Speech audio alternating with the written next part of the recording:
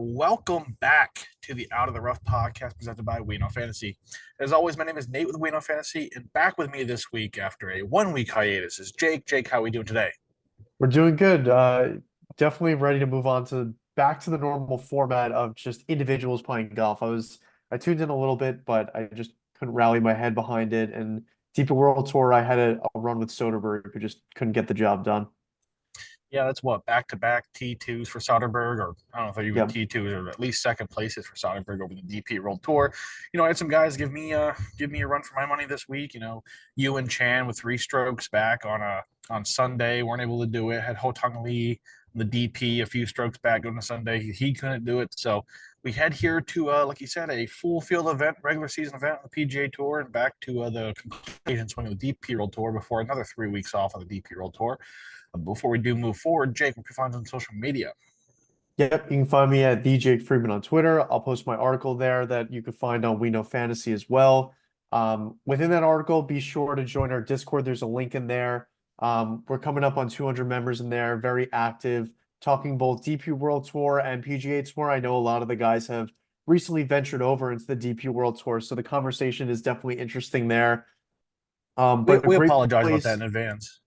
Yes, yeah. DP World Tour is much harder to watch in a sense because there is no safe lead at any point. But definitely a great place to join to just jump in on the conversation, get some special, like some nuggets on the week to help you, finish out your card and your DFS lineup. So be sure to join completely free. As much or as little golf knowledge as you have, feel free to join join the community there. Of course, and last week I forgot to mention, last week was the 54th consecutive episode of this podcast. That's a week straight of weekly Out of the Rough podcasts. So we clips that, and hopefully there's many more weeks and possibly many even more years to go here. But just wanted to give a shout out to anyone who's ever tuned into this podcast. You doing it now from the start, a whole year ago. This podcast, in a sense, has been going for multiple years, but consecutively for 54 straight weeks, which is a goal I had. So hopefully we can keep that going. And hopefully we start hitting some winners soon here, Jake. But find myself Nate on Twitter at WKF Nate. Be sure to follow We Know Fantasy on all forms of social media at We Know Fantasy. Be sure to visit We Know Fantasy.com for some more fantasy sports content, fantasy baseball, basketball, football, national golf, everything in between. We have you covered. My Out of the Rough article series is on there. That's my real in-depth breakdown each and every week of the PGA Tour, DP World Tours, as well as LPGA majors. Some other stuff on there, the We Know Fantasy Podcast Network, wherever you listen to this podcast right now. You can find the We Know Fantasy NASCAR podcast each and every week. Cody and Devin do a fantastic job with that, just as Jake and I do here, breaking down the track, the field, and their favorite bets throughout the week, and make some money along the way. They're doing very well over there on their end. So that's that for all that summing up. I know you talked a little bit about the Zurich Classic there. Just one of those events. I don't think there's actually a person within the golf community that's like, oh, the Zurich Classic's here, man. I've been waiting all year. Unless maybe you live down in Louisiana or New Orleans, you can hop over there and check it out. But beyond that, I don't think anyone's kind of circling it on their calendar and waiting for it to come up. But it is part of it. Yeah, at least we saw a decent winner in Rory and Shane Lowry, because last year was what Davis Riley and man. Anyways, I'm blanking, but yeah, and then usually it was dominated before that by Xander and Patrick. So it's cool seeing Rory and Shane do it, I guess, in a sense. But that were 8.5 to 1 to win, 7.5 to 1 to win. Not much there in the market whatsoever. So there was that, and then of course we were over in Japan for the DP World Tour. Another Japanese winner on the DP World Tour that makes 3 or 4 this season. I think at least 3 off the Yeah. top of my head. But yeah, Japanese golf is firing, on all cylinders. Of course, Hideki on the PGA Tour at the Genesis have done it. Yeah, golf is on a big rise over Japan. We've seen some greats through there, especially Hideki winning the Masters and all of that. But man, it's on the rise, and we're going to see a lot more talent come out of there moving forward. But let's hop over here back to the States PGA Tour. We're at the now, I guess it kind of combined 2 events. You have the CJ Cup, and now we have the CJ Cup Byron Nelson taking place of, the AT&T Byron Nelson of the past. And yeah, back over to Texas in the Lone Star State for, I don't know, 4 of the 5 last tournaments, whatever it's been. They've been in Texas for a long time.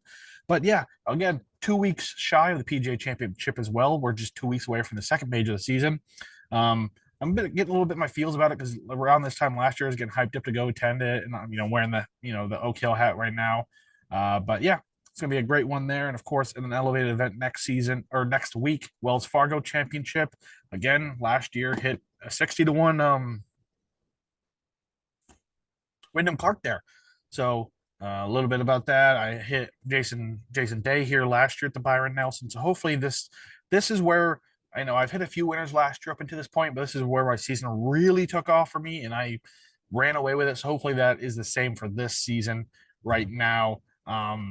But I just want to ask you quick, Jake, before we do pop into the Byron Nelson thing, what is your opinion on having an elevated event either the week before or the week after a major? I see they've been doing it. I mean, last year, of course, with even a few weeks ago, but the Masters, the RPC, we saw things like that. But what is your opinion on having an elevated event and a major in consecutive order? Yeah, I guess I would. It's kind of hard, right? You don't want to screw over a tournament because there are a lot of sponsors and a lot of different consequences to making, fields elevated versus not, right? Like a lot of fans want to attend the elevated events because you know what you're getting. And you want to be fair in a way for, if you do live in New Orleans, let's say, and there's an event like, let's say they made the Zurich, like just a crappy example because they would never do that. But let's say they make the event elevated, everyone in Louisiana is going to rally behind it, more than they already do, and more people are going to come and visit. So there's a lot of politics behind it, but I guess the week before, I don't mind as much as the week after. Like a lot of these guys are freaking tired. They're grinding, especially if it's late on a Sunday. And even if they're not, these are big prize pools where, the difference between 40th and 30th is a pretty decent chunk of change. So, these guys are grinding if they make the cut on majors. And it's not just physically exhausting, it's mentally draining, these majors, because they are so difficult. So having an elevated event the week after, I'm not a fan of because you don't know what you're getting. You don't want, like, especially from a betting perspective, it's hard to see these golfers, their fatigue level throughout the week and how much they're actually practicing. But that being said, if Scotty Scheffler's in the field at this point, do we even need to have this conversation? Because, he came out, he won the Masters, and then he started out slow on the Thursday, but then ended up winning the tournament after. So it's just one of those that we have to deal with. Is there any news on the arrival of his child? Is he going to be at the Wells Fargo? I mean, she's got to be close to 40 weeks at this point. I doubt he'll be at the Wells Fargo, right? I kind of hope he's at the Wells Fargo and then withdraws or something, or she gets and then he's Yeah, I out would for like to see up until like Wednesday evening or even Thursday morning is when he withdraws. So then the price is, you can get them locked in before they start tumbling down. Um, the books are probably praying for him to withdraw in the middle of a tournament because so many oh people are yeah, going to be playing that without Scotty market, where they're just going to get crap prices on players that if he withdraws from the tournament, he's not in anyway. So yep. Yeah, I'm right there with you. I don't mind it the week before. Again, we have to think about these golfers as much as we want to see them golf. This is also their lives. This is a demanding thing. So if we space it out, they're traveling, 1 week on, 1 week off, 1 week on, 1 week off. Why not put them in consecutive order where they can, take a few weeks off, hone in, and then go do 2, 3 events in a row, then take some more time off. I mean, I personally, I would prefer that if I were a professional golfer. But yeah, just like you said, the RPC Heritage, especially last year or even this year, I mean, it was just kind of ho hum, right? There was no hype behind it. I mean, elevated status, but man, it just didn't feel like it just because the Masters the week before. And again, we have I don't know if they did the schedule this year because the PGA's in North Carolina, correct? At yeah, I believe Pinehurst, so. I That believe. sounds right. But yeah, Wells Fargo's down in Florida, so it's a quick jump over there. It's not like it's Florida to California, vice versa. I'm sure they want to schedule it in that nature. But yeah, I don't mind it. I know a lot of people want to seem spaced out just because we see the fields more and things like that, but I don't mind it whatsoever. But let's move on to the Byron Nelson, the CJ Cup Byron Nelson. That is, of course, we are here at TPC Craig Ranch. Nothing too exciting, right? TPC Craig Ranch, pretty run of the mill, ho hum, bland type of course. The CJ Cup was first, or the CJ Cup Byron Nelson, excuse me, was first held in 1944 and won by the legendary 5-time major winner Byron Nelson himself. Um, which then up or from 1944 to 1968, the Texas Victory Open. In the 1968, the event took over the namesake of Byron Nelson, has been held or associated with his name ever since. Held within the limits of Dallas County up until 2021, when it was transferred over to TPC Craig Ranch, which was funded by, I believe, was what McKinney businessman David Craig, who spent about $30 million to construct a golf course to hold the Byron Nelson in 2004. But yeah, the field this week, with the second major of the season, PGA Championship coming up, we have an elevated event next week. The field reflects that, right? We don't have pretty much anyone here of top tier note. Headlined by Texas native Jordan Spieth, who is only here because he's desperate to find some form. There's no way around that. He's scrambling right now, right? And not just on the golf course. He's scrambling everywhere to try to find some form with, the heart of the PJ schedule coming upon us. Jason Day, defending champion, coming in this week, hoping to repeat. He used this event last year for his first victory since 2018. He also won the title here in 2010. Other notable names we have this week, I have Will Zalatoris listed, but he was withdrawal today. Again, precautionary as they described it, so we can hope it's only that, right? Siwoo Kim, Sungjae Im, Alex Noren, Adam Scott, Tom Kim, Siwoo Lee, and Byung Hung Yan. A lot of, have you noticed there? A lot of Asian names there, a lot of Koreans. This is a golf course that is predominantly, at least of recent, dominated by at least Korean golfers. 3 of the last 4 winners hailing from South Korea. Other past champions of this event include KH Lee in 2022 and 2021, Sung Kang in 2019, and then we have Adam Scott in 2009. One of the biggest storylines, though, this week here, Jake, is 16-year-old English amateur Chris Kim making his PGA Tour debut. He's headed to Texas this week and then has to hurry back home to the UK because he has his GCSE exams. I'm not sure what they exactly are, but they noted it, so it has to be important, right? The list of accolades for Kim is extensive. 2023 alone, Boys Amateur Championship, European Boys Individual Championship, and the McGregor Trophy all in one season there. But the icing on the cake was his Junior Ryder Cup performance that included a 5-4 routing of American rising star Miles Russell. Kim's here on a sponsor invite from the CJ Group itself. You know them from the logos on a lot of guys' hats. He's joining names, elite golfer talent such as Sungjae Im's part of this, Siwoo Kim, Byung Hung Yan, KH Lee. All of these guys, CJ Group, and now they have 16-year-old super wonder kid. What is it? Chris Kim, Miles Kim, Chris Kim. Mixing some names up here, joining that group. But a little cool story there. So TPC Craig Ranch plays at a par 71 at just shy of 7,500 yards.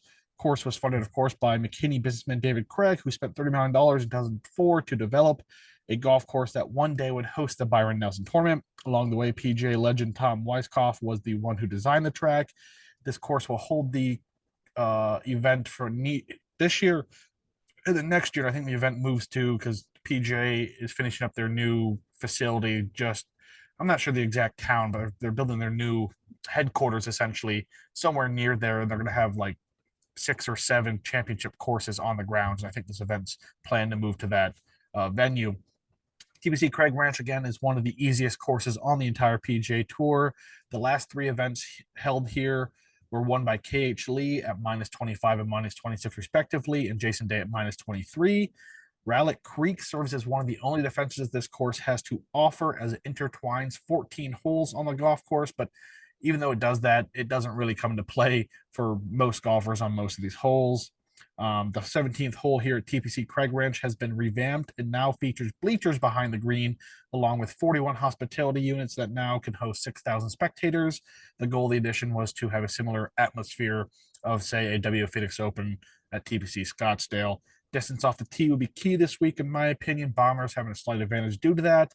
The average driving distance at TPC Craig Ranch has been about 1,299 yards, which is above the PGA Tour average. Accuracy off the tee is not much of a concern, as this course too boasts a 63% hit fairway percentage. As the importance of the distance off the tee, long irons are one of the most important aspects of this course. 35% of all approach shots will come from 200 plus yards. The green regulations here are pretty easy as well. I think the number is 70% of the green regulations this week, which is well above the PGA Tour average. If a green is missed, golfers could be in a bit of trouble, though. The bunkers around these greens are a bit tricky. And, the past or the last 4 or 5 years here, or something like that, don't know the exact stat off the top of my head, but those who have finished within the top five have nearly doubled the field average in terms of sand safe percentage. So that is important this week, in my opinion. The three par fives this week play at an average of a modest 558 yards. Hole 18 plays at the longest, the par fives at 569 yards. There are plenty of scoring opportunities on these par fives that must be taken advantage of. So again, in all, bland course, cookie cutter, TPC layout, not much to talk about beyond that. So anything there, Jake? No, you covered it. It's going to be one of those birdie fests. So if you like to see guys torch a course, it's going to be this week. There's going to be some very low scores out there, pending the weather. Yeah, though. Yeah, we'll talk about the weather, but I know it's a birdie fest when I start seeing Seamus Power in everyone's betting Yeah. cards. Because when you mentioned birdie fest, people just scramble to the books to put Power on the betting card for whatever reason. Because again, I guess that's something, right? Yeah, for sure. I mean, he's coming off a T12 also. So, I mean, Ooh, there's some traction there, right? But yeah, yeah. you mentioned the weather this week in Texas is not looking great. As the time of writing my article, I haven't really adjusted it since this was just yesterday. On top of Tuesday, Tuesday, as in today, was calling for 100% chance of precipitation with thunderstorms. We had Saturday, or excuse me, Thursday is calling for 100% chance of precipitation with thunderstorms. Saturday is currently calling for 60% chance of precipitation, and Friday and Sunday both 55%, 50% with chances of scattered thunderstorms. Each of the days, Friday and Saturday, calling for scattered thunderstorms. I mentioned that, and even the days leading into. I think yesterday the area was under a flood warning, so we'll see if we even get a full event this week. And I think the rain continues through Monday and Tuesday next week as well. So it's not like if they postpone it, there is a guaranteed shot to finish on a Monday. And with an elevated event next week, you can't really start playing into a Monday, real late Monday, or even a Tuesday, which is kind of unheard Yeah. of. So there's a chance this is a 56 hole event, which again, as a capper, we don't know what to do with that because it could just end at any time, and we're just kind of stuck there. Kind of, we saw this at the Pebble Beach, right? Yeah.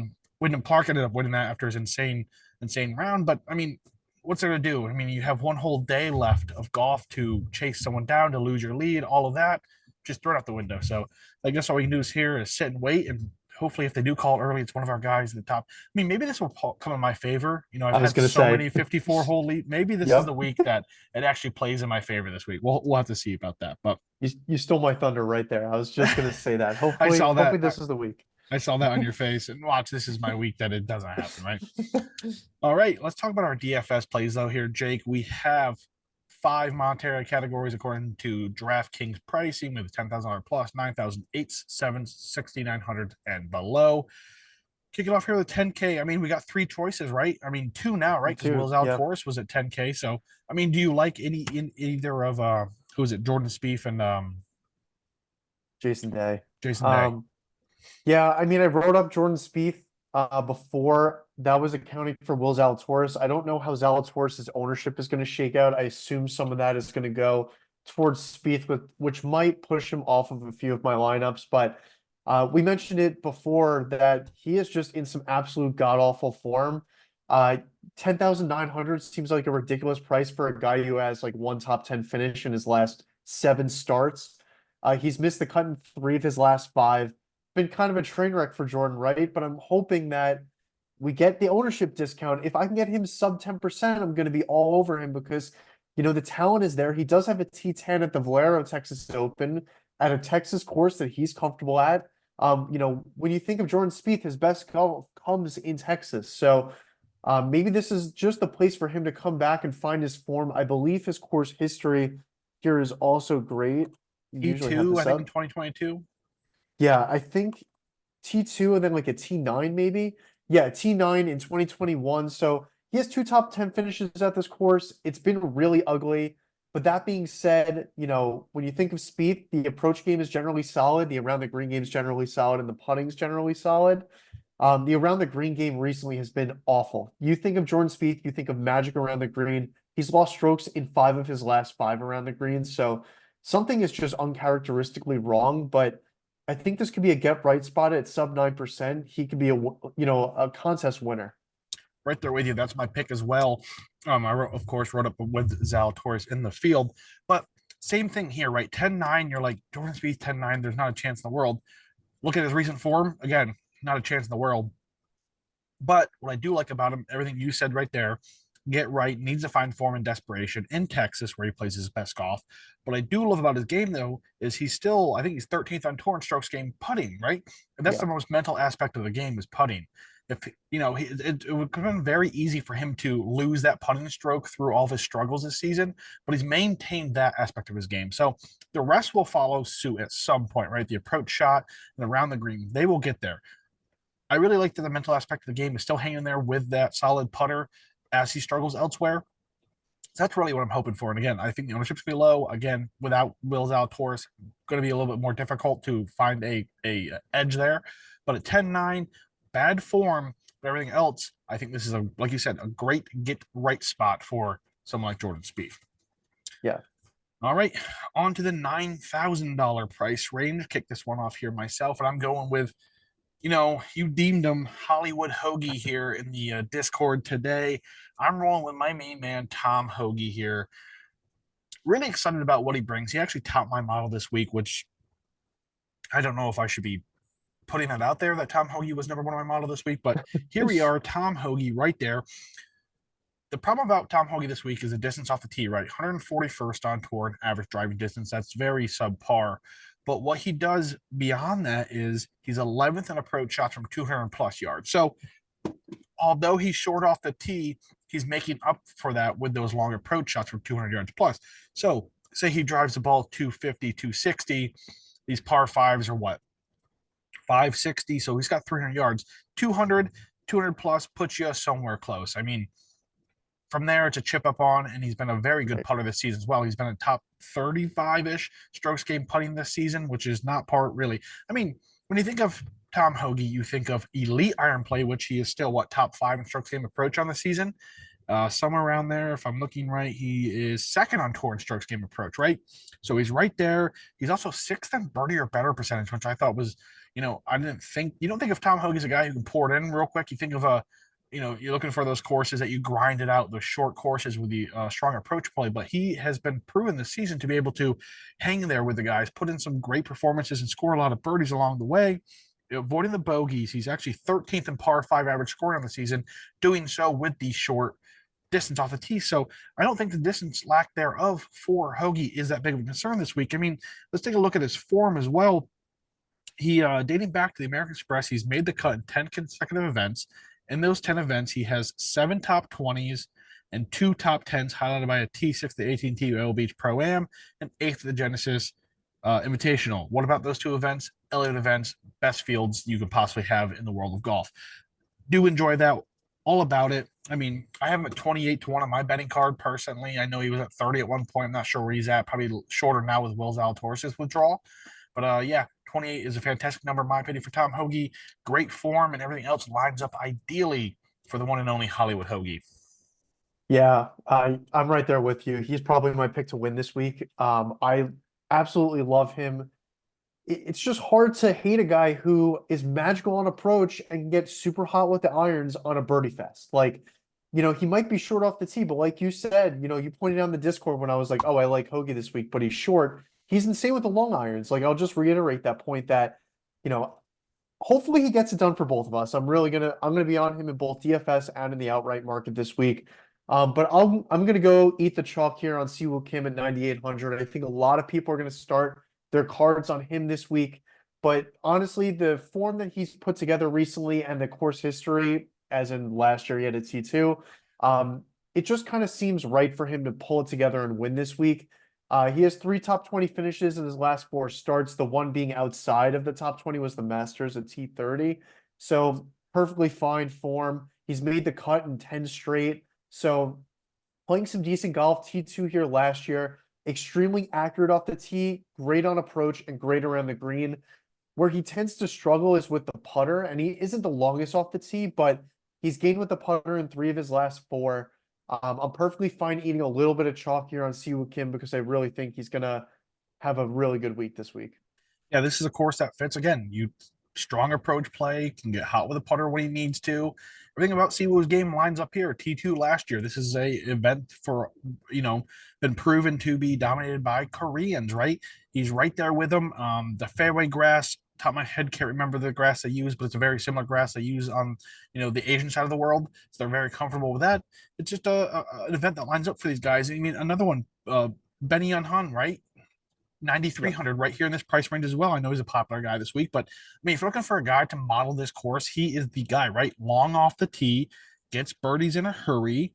He's also 24th in approach shots from 200 plus yards, 31st in tee to green, 36th in sand saves, 61st in approach, 64th in par fives. I mean, the putter, 130th in strokes gained putting, but man, you're banking on long off the tee. You're banking on long approach shots, banking around the green. I mean, sand saves. I mean, Benny lines up Yep. perfectly as well. I mean, there's so many options here at 9-3, 9-8. We talked about there, 9-1 with Hoagie.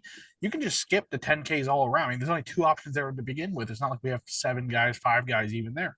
So 9K is a great building place to start your lineups, in my opinion, as well.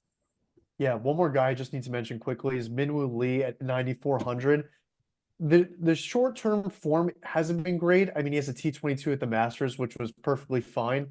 But that being said, his long-term form, he's super long off the tee. He's about average with the approach play, and he's has a great short game. So definitely a player profile to keep an eye on because he profiles well, but the short-term history or the short-term form isn't necessarily there. So could be a good pivot in DFS. Yeah, I was going to say his approach shot's been pretty god awful this season, the PGA Yeah. Tour. But like he said, in the long term, he has proven to be at least consistent or average with those approach shots. So we'll see what he brings this week to the table. So we're on here to the $8,000 price range here. Jake, this one's yours to kick off. Yeah, I'm going with Thomas Dietrich at 8,700. I think he's going to come in at sub 10% ownership, which is what I like to see. His recent form has been absolutely nuts. He has two top 10 finishes and one top 20 finish in his last four. So just playing some really good golf.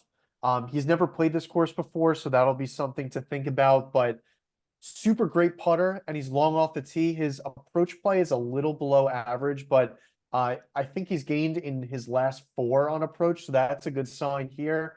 Everything just kind of seems like he's playing some good golf together. And where we think of Dietrich playing his best are like these coastal, courses in Punta Cana in Mexico and Puerto Rico where it's a birdie fest. So Texas is close enough where he might be able to see Mexico and sniff out a win. Yeah, same thing with California early the season. He was right there at Yeah. one point as well, early on the season. Like that play as well. I mean, I'm just going to pivot right here to Kashmir Keith. Keith Yeah. Mitchell. I know he burnt me real bad recently on the outright card, but I'm just going DFS this week. No outright Keith, but 8-8, and man, lines up perfectly for what we want this week. He is currently seventh on tour, the entire tour in strokes game tee to green. Again, the stat of getting the ball from the tee onto the green. There's only six guys on the tour better than he is currently at that.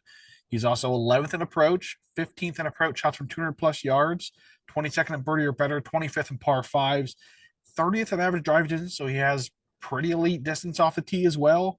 I mean, everything's there. Again, the downfall maybe out of the sand slightly, but the putting, right? But however, he did gain about 1.3 strokes putting in his last outing at the Valero Texas Open. At 11 events on the season, Mitchell has six top 20s, two top 10s. Placed T14th recently at the Valero Texas Open. Again, not a very similar course, but it's a course in Texas nonetheless, and also plays T17 at the Valspar Championship. So some decent form as of late. Does what you want this week. I mean, really good in the approach. He's got plus hits off the tee, long iron play. Just needs to bring a hot putter, which again, when he's on my card not too long ago, he did not. At least in the Yeah. final round, right? But yeah, that's where I'm going with this week in the 8K price range. Yeah, I like the shout out for DFS play. I am really scared of the putter when it comes to an outright play, just because I can't really trust him to make, 26 putts on it or 25-ish birdie putts throughout the week. It's kind of Yeah, hard to picture Keith Mitchell pouring it in like that. But that being said, has good form.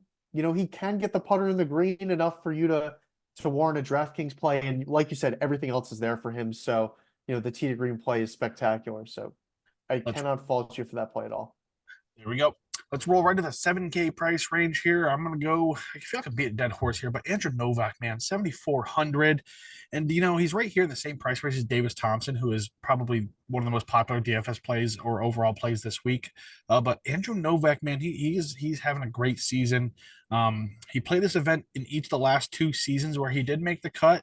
That's about the extent of that, though. But um, he has also missed the cut just once in his last 8 events on this season. In those 8 events, he has 5 top 25s and 3 top 10s. He had a run of events where he placed like top 9 in 3 straight events earlier this season. Again, does what we want this week, right? He's eighth on tour in sand save, so again, that can be important this week. He's 10th in approach from 200 plus yards, 12th in strokes game approach, 18th in tee to green, 31st in scrambling, 71st in average driving distance, a slight plus distance off the tee, 83rd in par fives. The putting's 111th, slightly below average, not too bad. My concern here is 101st in birdie or better percentage. It'll be tough for someone like Thompson to pour him in and keep pace. Again, though, that has something to do with the putter. If he gets that putter going, the approach play, the long iron play, plus distance, and he just hasn't been around for a while. I know he's 29 years old, but he just got back on the PGA Tour with his car this past season, so I do like his chances. More so in the DFS than an outright, but I think this is a great play here at 74 when you have someone like Davis Thompson who's going to garner a ton of ownership in this price range at 7,900. Yeah, definitely. This is the place where you have to look to diversify your lineups, and I think that Novak's a great option here. I like all the things that you mentioned. You know, at the very worst, it seems like he's going to make the cut and get you points through the weekend, right? So you can't really complain there. And his ceiling is a top 10, I'd say. So, you know, cannot complain there. But I'm going to go to the well here at 7,000 flat and go with Jacob Bridgman.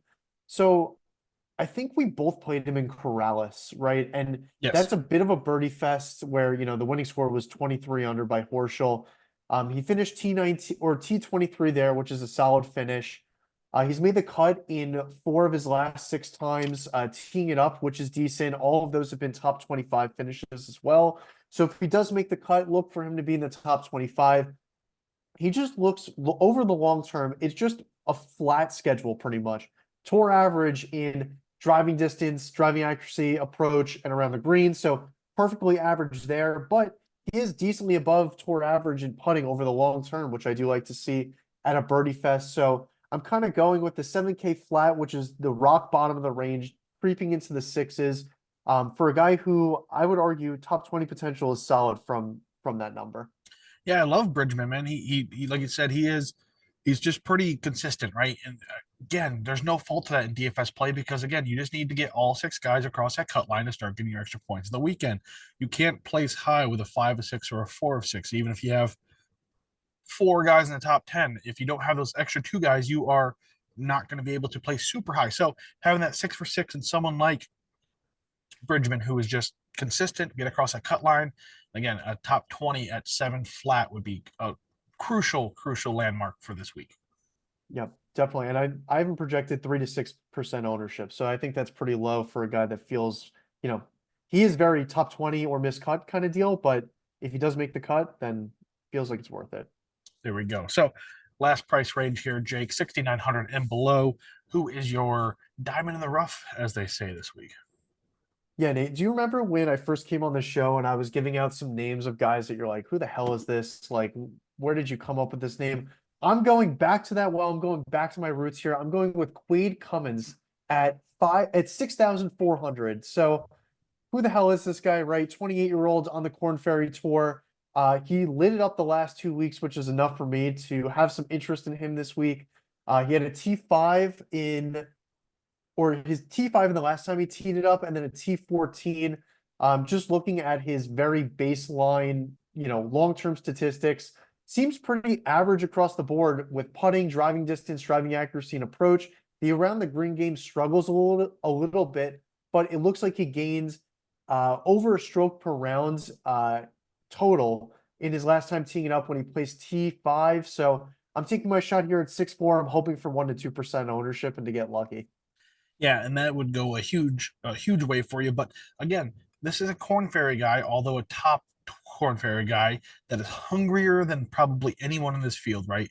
This is a guy that again, he has just grinded it out each and every week on the Corn Ferry Tour. There's no off weeks on the Corn Ferry Tour, right? Because every single point matters in getting your PGA card. How do you avoid that? You hop up to a PGA Tour event, you get an invite, and you go on and win the thing, and don't have to worry about for 2 years Mhm. of going through that tireless process of grinding your PJ card out. Again, that's probably very unlikely to happen here. I mean, we saw some crazy things earlier Yeah. this season, but yeah, I mean, no, that's a great play in my opinion. I don't know a ton about him, but I do know that he does bring some good things to the table, and he's played some great golf in the Corn Ferry Tour, which again is enough to light a match under someone like him too. I'm not going to say win, but get across that cut line and prove Yeah. that he can get to the PJ and he can, make cuts on a weekly basis to again ensure himself, stability for years to come. And again, this isn't like a 19-year-old guy in the Corn Ferry Tour, a 20-year-old, right? This is a 28-year-old guy in the Corn Ferry Tour who's probably been doing it for a very long time. This is one of his real chances to prove that he can do that and again set himself up for the future. Yep. All right, I'm going with Rico Hoy here at 6,700. What I like about him this week on the PGA Tour, he is 18th on tour in par 5 average scoring. Talk about the crucial nature of those three this week. 28th in average drive distance, so plus distance off the tee. He is also 33rd in tee to green, 47th in approach, and 65th in birdie or better. Slightly below average in approach shots from 200 yards plus, but again, he's above average in a general approach and has plus distance off the tee. Putter is very bad, 181st on tour in strokes gained putting, but what he did do in his one of his latest outings at the Valero Texas Open, where he placed T14th, was gained 2.509 strokes on the green. If he comes into this week again with a putter like that, with a T14th recently in Texas, along with a plus distance, some capable irons, that's a cut waiting to happen, and possibly a top 20 again of a guy at 6'7", very low ownership. I love the Hoya play this week. Yeah, I can't fault you for that. He's one of those guys that grinded through the Corn Ferry Tour and got to the PGA Tour this year. And, seeing that form in Texas from him, why not keep it rolling there? I know that, there were some events in the middle. We could throw out the Oh Zurich. yeah, It's a team event, stupid. Corrales, he had a T33, which I would argue isn't so bad. So if he gets across the cut line, he has a pretty high ceiling to have a good week here. there we go. So that's our DFS plays this week. If you want our full DFS plays, check out our articles both on WeKnowFans.com. Let's roll here into our betting card, Jake. Each week we have three categories on our betting card. We have our overall favorite, self-explanatory. We can place one bet this week. Who would it be? We have our personal favorite, maybe we're someone we're on the community is out on, maybe a personal favorite golfer, or just a favorite value play. Of course, long shot, self-explanatory. So, Jake, you have one bet to make this week. Who is it? Yeah, it's going to be Hollywood Hoagie for me at 33 to 1. Just Dang, love that number.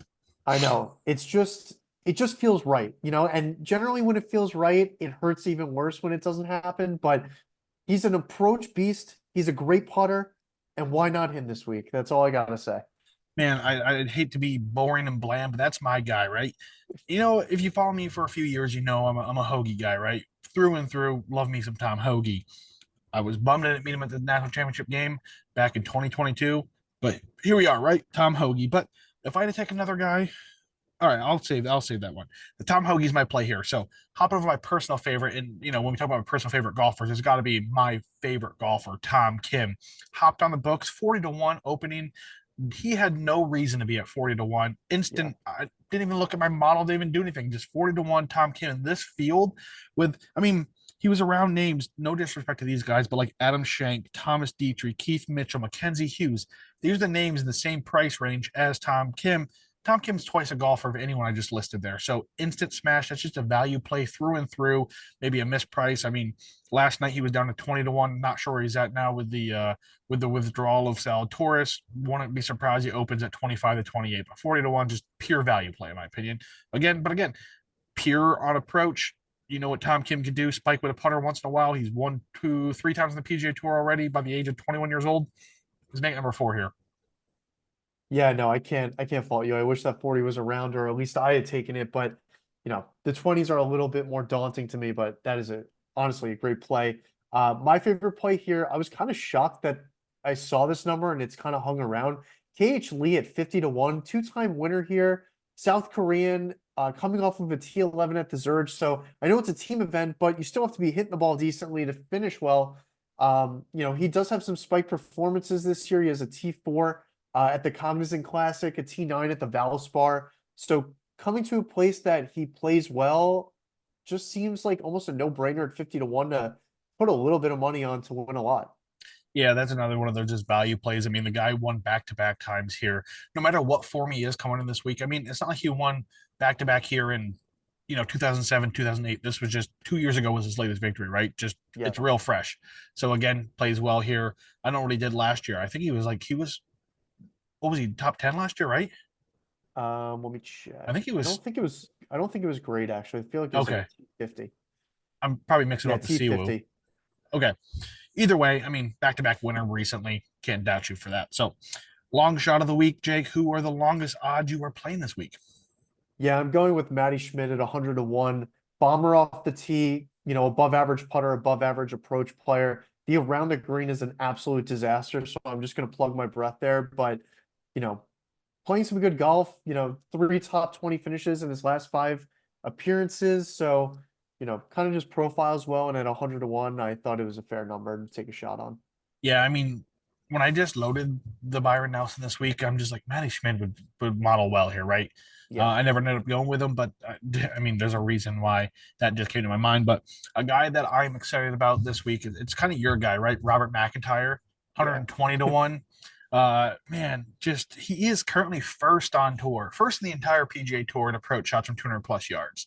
So that was enough alone at 120 to excite me. So I kept digging a little bit. He combines that with plus hits off the tee. He's around tour average in terms of overall approach as well. He's also elite from the sand, like really good from the sand. Um, Above average tee to green, par fives, green regulations. He's also made the cut in four of his last six events, highlighted by a T6 in Mexico. So some decent form, some good finishes. I know it hasn't been the season we expected when Robert McIntyre came over here from the DP after barely beating, possibly beating Rory McIlroy at the Scottish Open last year. That's kind of our most people's introduction to Robert McIntyre, unless you were a follower of DP World Tour. So we expected some big things from him when he moved over here. Hasn't quite got there, but man, game lines up perfectly. And I mean, if you're the best guy in an important stat like approach shots from 200 plus, which 35% of all approach shots will be coming from this week, not for me at 120 to 1. I talked myself out of him before this podcast, but you bring him up. He's going on my card. I Do can't it. help myself. He's one of my favorites. And yeah, you talked me into him 100%. Everything you said was spot on. And, I used some logic to try to get him out of my head, but he is now firmly in my head and will be firmly on my card. Dude, same thing last week. I came into my car into the podcast with a Sauce Sports Bet who filled in for you last week, and I'm like, Yep. all right, I'm gonna have a small car this week for the Zurich Classic of just 2 to 3, golfers, and I leave there with like five, two other people on my team. He brought up Kevin Yu as a play, and I was like, how am I gonna have Right. Sauce on my podcast talk about Kevin Yu, and I'm not gonna play him? He's in, so I feel like this is the same situation right now. Yep. All right, Jake. Anything else about the CJ Cup Byron Nelson before we move on? Nope. I think we covered it all. All right, then let's move on to the next tournament to talk about on the DP World Tour side of things. Moving here to China for the Volvo China Open. First time since 2019 that the DP World Tour will be in China. This event was supposed to be like an annual thing, but again, 2020 and 2021, something happened. I'm sure you know about that canceled the possibility of it taking place. 2022 it was dropped altogether, and then last year it was co-sanctioned or was part of the Asian tour as part of the international series, excuse me. So this is the first year back since 2019, a co-sanction between the DP World Tour and the China Tour. This will be the last event for the next 3 weeks in the DP World Tour. The Asian swings finally come to conclusion. I know it was interrupted briefly with a 3 week hiatus with the Masters in between there. And the European swing is up next. So some added incentive there because I think there's $200,000 up for grab for the winner of each swing on the DP World Tour. So to them, that's a ton of money. I mean, to me, it's a ton of money, but in terms of professional golf, to the DP World Tour, that's a good big chunk of change. I mean, the PGA Tour, those guys probably laugh at 200K, right? But field this week consists of DP World Tour established and up and coming stars with a plethora of Chinese and Asian based golfers mixed in there. headlined by Sebastian Soderberg, who again comes in this week with back-to-back second place finishes, including last week in Japan. He'll be joined by the likes of Jordan Smith, Tom McKibben, Yannick Paul, and Xander Lombard as notable names in this week's field. Ho Tong Lee comes in as arguably the most notable of the Chinese golfers in this week's field. Of course, you have Ashan Wu as well, another notable golfer. We have, man, I'm going to start butchering these names. Tachi Ko was the first Hong Kong golfer to win an Asian Tour title at the Rain Shortened 2023 World City Championship, and we're playing again this week. Man, Sarit Suawart of Thailand comes in as the defending champion, winning last year's installment as part of the Asian Tour as part of their international series. We have Hulong Zhang and Zhang Xin, who were the winners of this event when it was solo sanctioned by the China Golf Tour during those COVID years. Other former winners, champions of this event, teamed up with this week include Nicholas Kozars in 2011. We have Alexander Levy in 2014 and 2017, Wu in 15, and Lee in 2016. So the course this week, the Hidden Grace Golf Club in Longgang, Shenzhen, China, was once known as the CITIC Longgang Golf Course, or Golf Club, excuse me. Plays a par 72 at 7,145 yards.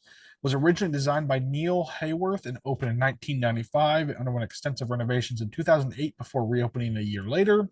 The venue is set in a botanical garden that is encircled by a large lake. The course itself is largely tree lined, but the last 7 holes are wide open. The fairways this week are generous in width and undulating, and the rough is described as non-penal and very consistent throughout the course. All signs points towards a bomber's paradise and a possible birdie fest here on the Chinese or on the DP World Tour side of things as well. Hidden Grace is entirely laid in Paspalum. The greens are Paspalum Platinum. We know Paspalum is one of the more difficult greens or grass types to putt on across the world, so a strong putter will be important this week. So overall, it's a parkland style course with generous tree lined fairways and plenty of water in play as well. But we talked about the weather in Texas this week. The weather may be even worse here for the DP World Tour in China. Looking at this, Thursday calls for a 90% chance of precipitation with thunderstorms. Saturday and Sunday, 70 and 80% respectively with scattered thunderstorms. And Friday is the only day that doesn't call for thunderstorms, but it calls for 60% chance of precipitation. So not looking too good either there as well. Wednesday, the day leading up into the event, 100% chance of thunderstorms as well, which at this time of recording, it is Wednesday there. So there's probably thunderstorms happening in China as we speak. And even Tuesday, which would be yesterday for them at this point, is calling for a 40% chance of precipitation. So if this is not, if Texas can get through and play 72 holes, it looks like the DP World Tour probably has a better shot of being shortened. Although with 3 weeks off and no elevated event next week, they have a chance of pushing it into Monday and late into Monday, more so than the DP or the PGA Tour. So we'll see how that plays out. But excuse me, Jake, anything else about this course, event, field you want to talk about before we talk about some betting? Nope, I think covered it well. All right, on to our betting card, Jake. I have 5 guys, I believe, this week. How many you got? I've got 4. All right, I'll kick it off. Then I'm going to lead it off with Chinese favorite Ho Tong Lee, 25-1. I mean, I've played this guy multiple times throughout this season, even last week where he laid an egg with a 72 or something like that on the final day, 73, and took himself out of it. Again, I don't think anyone was catching him to begin with, but if he were to maybe to get it done. But, I just have a soft spot for these guys to win in their country's open. It's just such a beautiful thing to watch. Nick Taylor last year in Canada, right? Being the first Canadian in so long to do it. And, I know Chinese-based golfers have won this event recently, but not to the standard that it is the DP World Tour, the highest possible level of golf being held in his home country. It would just be something to watch it happen. But man, it's not like Lee doesn't line up perfectly here, right? He topped my model this week. Stats wise, he comes in with a 7th in approach, 9th in putting, 15th in scrambling, 17th in par 5, 32nd in driving distance, 44th off the tee, 84th for regulations. I mean, checks all those boxes. And last week a good performance there. T14th at Dubai and T7th the Hero Dubai Classic. He also plays T16th at Qatar Masters. And a lot of cappers I follow, they correlated this course to the Qatar Masters in the Ras Al Khaimah as a similar play style, similar course. So a T16th there Qatar this season, some good form, stats perfectly, and playing on home soil. I couldn't leave Haotong Li out there at 25-1, especially with, there are some golfers who on this tour are definitely better than Haotong Li, but man, in this field, it's hard to pass up a 25-1 number with some guys around him that I felt like he would have a better chance than. Yeah, I mean, I was surprised just looking at his profile. He's only 28 years old. He's played this tournament like 10 times, it looks Yeah, like. In his last five times, he has a fourth, a 32nd, an 11th, a win, and a sixth. So the course history is there. I know that this is back to that was from 2019 to 2015. So like we're talking a bunch of years ago, but I'd argue that Hao Tong Li is like he's playing some awesome golf. I don't know if it's the best of his career, but it's it's some darn near impressive close. golf. Yeah. Right. So, pairing that with the course history and, the tournament history, that being said, I think that's a good number on him to play him. For sure, yeah. So, who's your top play here, Jake? Yep. I'm starting my card a little further back. I'm going with Alexander Levy at 40-1. I saw his name just go crazy on Twitter, which, is always scary when everyone is on him. But this guy just has been playing some incredible golf on the Challenge Tour. You pair that with his course history here, and it's hard to not play him. So in his last four times teeing it up, they were all on the Challenge Tour, but T7, fourth, second, and T9th, dating all the way back to his course history here. He has a win in 2014, a win in 2017. So he's comfortable at the tournament, playing some good golf. I couldn't help but 40-1 to take a shot on him. Yeah, two-time past champion back when the DP played here. Doesn't play consistently on the DP World Tour, but again, this isn't a full DP field either. I mean, Right. a large portion of it is made up of the Asian and Chinese golf tours, so it's not like it's a full DP tour as well. So, Levy was a very, very popular name on Twitter, rightfully so, right? If you're a not two-time defending champion, but if you're a two-time winner of any tournament, your name's gonna be brought up, and 40-1 is a great number in my opinion for that to be had. I'm going back to Xander Lombard here at 33-1. I know early this season I was all over this guy. He was super hot. He was getting close. He was getting close and just kind of fell off a cliff, right? I think this is the perfect place for him to get back on where he needs to be. Looking back in the season, T4th at Joburg, T12th at South Africa, T25th Alfred, T6th at Dubai, T17th Hero Dubai Desert Classic, T2nd at the Bahrain Championship. And then he also plays T13 for the Ras Al Khaimah, T16 the Qatar Masters, the two courses that people are correlating to this golf course. He is long off the tee, 13th in average driving distance. He's 17th strokes off the tee. He's 24th in scrambling, 27th in par fives, 39th in putting, 42nd green relations, 46th in approach. He's top 46 in all the stats under consideration this week. I think this is another one of those like get right. We know Lombard's he's either on or he's really off. He's going to give you a top 10, top five, hasn't won the DP World Tour, has been close several times, or he's going to be 116th in this field, right? Right. But I think this is one of those chances for him. Again, a bit of a weaker field and a golf course that fits his game perfectly. And 33-1 in this field, that's fantastic value for a golfer of Lombard's abilities, in my opinion. Yeah, for sure. I mean, we saw what he could do at the beginning of this year, just littering top tens. And I know that, you were on him at the beginning of the year. I can't fault you for going back at a course that should be perfect for him at a very respectable number at 35-1. For sure, for sure. So who are we rolling out here next, Jake? All right. I've honestly practiced saying this name so many times to try to get it right. I'm going with Jacques Kruijswijk. At 60-1, I believe he is at now. Yeah, 60-1. So, playing some decent golf in his last five outings. He's made the cut in like his last 10, but in his last five outings, he has three top 20 finishes. I know that was a little mix between, the DP World Tour and the Sunshine Tour, but at the Magical Kenya Open at T11, a comp course here. Just playing some solid golf. I can't really say too much about his game. Solid putter, decent off the tee. I know he's rather accurate and not too long off the tee, which we are looking for strokes gained off the tee. But he did play this tournament in 2019. He finished T11. He went bonkers on the green. He gained like 3 strokes per round. So I'm hoping that he can catch that hot flat stick, and maybe get the approach play together to, have a good finish this week and possibly win. I'm glad you practiced him. I know I played him a few weeks ago, and I've obviously butchered his name, right? But yeah, love what he does, and everything matches up ideally. I think this is a great course that comps South Africans. I know when it comes to desert golf, as the guitar and all that, South Africans have strong performances there. Kind of a link style, yet not right in the way this golf course kind of plays out. So I do enjoy that play as well. And I'm going to roll here my next play at Johansson Veerman, 55-1, the American on the DP World Tour. Last outing, a T second at the Hero Indian Open on one of the toughest golf courses that the tour has to offer. He's also made the cut in each of the 9 events he's played in the DP World Tour this entire season. So no missed cuts, a T second in his latest outing. Great form there.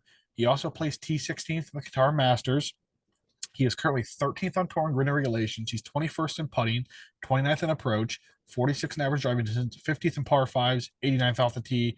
A little bit lacking there in scrambling, but for a guy at 55-1, T2 recently on a very difficult golf course, the stats you want line up here, a top 16 at a good comp course. Why not, right? Why not? Yeah, he's going to be the 5th guy on my card now because I looked at him pretty deeply before this again, Nate, and I said, you know what, I'm going to leave him off, but if you're on him, I'll ride him too. I mean, T2 at the Hero India Open, like you said, I mean, that is a tough, tough golf course, and he is long off the tee, right? He does lose Yeah, off the tee, but he is long. So it's one of those that the putter is there. If he can keep crushing off the tee and that driving distance follows suit with the approach, I mean, it could be his week for sure. there we go. So who's your third of your 4? Yep. So my third is going to be, I'm sorry, just trying to find him, is going to be Ivan Quintero Gutierrez at 90-1. Super, super long off the tee. This guy absolutely crushes drives. And I loved his recent course form, or not course form, recent history. He had a T3 last week at the ISPS Honda. He had a T6 at the Johnson Workwear and a T23 at the Magical Kenya Open. He's made the cut in 5 of his last 5, which highlighted by those 3 I mentioned before. Don't look past those 5 starts, please, because he's missed the cut like 8 before that in a row. But he is playing some much better golf as of recent, spiking top 5 finishes, and super long off the tee. So I'm going to hang my hat on that one stat and hope that the rest of the game could come together for him this week for a win. I mean, when you're down here at 90-1, no one's going to be ideal. No one's going to check every box that you need. So you're going to find a stat that you want to pinpoint. Look for a guy that does that, and Gutierrez does that for you. So, well, why not 90-1? I mean, in this field, 90-1 is a pretty good long shot. Yeah. My next play here is Paul Warren at 66-1. Yeah, a bit of a unique name here for this golf course. He missed the cut last week in Japan, but did place T6 at the Qatar Masters earlier this season. He also finished T11 at the Alfred Dunhill Championship and T16th at the Asia Bank Marathon Open. Currently 15th in green regulations. He's 24th in approach, 32nd in scrambling, 37th off the tee, 42nd in putting, 52nd in average driving distance, or excuse me, 52nd in par 5 average scoring, 92nd in average driving distance. So slightly below average in driving distance, but not an insane amount. So again, these golf courses, we see these golf courses where we talk about average driving distance and just hound it. Got to be long, got to be long. And then out of nowhere, someone who's super short off the tee is there in the top 5, right? I think Paul Warren has a possibility at 66-1. Yeah, just the rest of the game lines up perfect. I know, again, we're not looking for a polished guy at 66-1. I know he's not super long off the tee. I mean, he's not super short either. He's Yeah. not just slightly below average. So I think that's enough to get it done this week. I know this course isn't super long, but again, you're going to want some distance either way. But again, 66-1, I can't be, hoping for a complete golfer here. Yeah, definitely. And just looking at his form at this tournament, he has 2 top 25 finishes, 2 missed cuts. I know that these are so long ago, but not terrible course history, right? Like to win a golf tournament, you need to be number 1. Number 2 doesn't necessarily help you. I know that recent form does, obviously play into account. If you're playing great golf, you're probably going to continue to play great golf. But that being said, if he misses the cut, he misses the cut. But, he does have the good course history, I would say, in the past that maybe he's an old head, right? He's almost 40 years Yeah, old. If he he's can been kind around for a of, while. get a flash from the past, get some form in him and see, he's seen this course more than some of these other guys have. So could be, important this week for him. All right. Who's that final guy there, Jake? I think. Oh, yep. Sorry. Final guy. I wrote down Veerman, but that was already mentioned. I'm gonna go with. Sorry, I gotta find his name. I hate butchering these names. I have to try to get them right.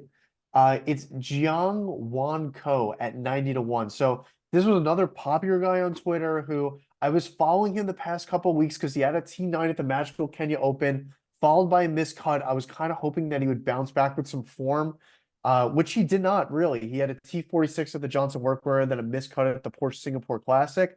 But then exactly what I was looking for. Hero India Open, T5 at a super hard golf course, T11 last week at the ISPS Honda. So kind of getting into that form that I was hoping he would build off of at the Kenya Open. Super long off the tee, which is what we like to see. He's also really, really good around the greens, which is, can't hurt. The putting can be a bit of a disaster, but that being said, the last two outings here, we don't have strokes gain data, but to finish T5 and T11, I assume that the putter had to have at least been decent for him. So I'm taking my shot here, 90 to 1. Another bomber off the tee in some good form. Yeah, again, you're finding the guy you want, finding the stat you want, and he has some good form as of late to go along with that for sure. And yeah, I mean, similar concept here. I went my longest guy is 71. That's you, Luis De Jager, 71. Same thing. He is super long off the tee. He's currently 12th on tour in average driver distance. He's seventh off the tee, but he's also 22nd in putting. A rare combination, right? When you see a guy who can smash the ball, but is also delicate and can Yeah. pour some putts in. I think that was pretty unique about his build here. 34th in par 5, 40 in scrambling, 57th in green relation. So the big number here is 121st in approach. Not ideal, but again, looking for guys that can find some hot irons to go along with some elite distance off the tee, a very, very good putter. Why not? I mean, he's got some great finishes on the season. T5th at the South African Open, which was a super, super long golf course. T11th at the Janssen Workwear Open. He plays T20th at the Ross Akama and made the cut the Qatar Masters. So again, that's my long shot this week, and especially in this field at 70 to 1. It's rather long in my opinion, but that's who's running up my card this week. Yeah, 3 top 25 finishes in his last five. So I do like the form that he is coming into this week. There we go. So, Jake, anything else about this golf course you want to add before we close things out? Nope, I think we covered it. Awesome. So, guys, next week Wells Fargo Championship elevated event on the PGA Tour side of things. No DP World Tour, then on to the PGA Championship, second major of the season. Hopefully, we'll get a breakfast ball podcast out for you guys the Friday, Saturday, somewhere there before. Just sit down, talk about some lines that are popping up, and we'll see what goes from that. But yeah, one more time, Jake, find me on social media. Yep, you can find me at DJ Freeman on Twitter. I'm going to post my article out tonight. So by the time you listen to this, it'll already be out. So check me out on Twitter. Also check the article out. In there is a link to the Discord, completely free to join. Great community we've built there, coming up on 200 members. So feel free to join and take in as much or as little golf information in DFS, DP World Tour, PGA Tour, even LPGA Tour. Anything golf related is in there and can be found. So be sure, if you're interested in golf, to join there. You can be as active or as non-active as you want, but just a good resource to have under your belt if you're interested. There we go. Find myself, Nate, on Twitter at WKFNate. Be sure to follow We Know Fantasy on all forms of social media at We Know Fantasy. Be sure to visit WeKnowFantasy.com for some more fantasy sports content. Until next time, guys, we'll see you.